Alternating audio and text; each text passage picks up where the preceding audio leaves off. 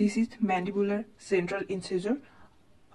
এটার crown and root length, crown length হচ্ছে 9 millimetre আর রুট 12.5 মিলিমিটার। টোটাল লেন্থ থাকে 21.5 মিলিমিটার, যেটার সবচেয়ে আগে যেটার ইরাপশন ঘটে এটা 6 থেকে 7 বছর বয়সে। রুট কমপ্লিশন হচ্ছে এর থেকে 2 থেকে 2.5 বছর পর্যন্ত হয়ে যায়। এটার 5টা সারফেস থাকে। তো এটা হচ্ছে ল্যাবিয়াল সারফেস। ল্যাবিয়াল সারফেস যেটা হচ্ছে ছোটোর দিকে থাকবে।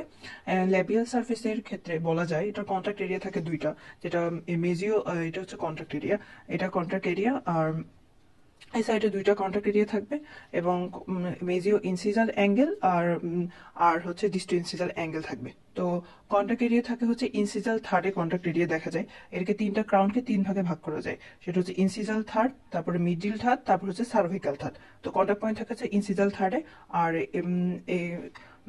ইনসিজাল থার্ডে, এবং এটার অ্যাঙ্গেল হচ্ছে 2টা, মেজিও ইনসিজাল আর হচ্ছে ডিস্টো ইনসিজাল অ্যাঙ্গেল 2টা হচ্ছে শার্প। আর এটা হচ্ছে অনলি টিথ, যেটা হচ্ছে বাইলেটারালি সিমেট্রিক্যাল টিথ।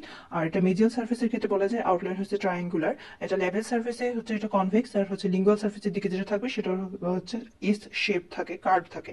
আর এটা লিঙ্গুয়াল সার্ফেসে নিয়ারলি ফ্ল্যাটই বলা যায়, এখানে লিঙ্গুয়াল ফোসা আর সিঙ্গুলামটা সেরকম প্রমিনেন্ট থাকে না।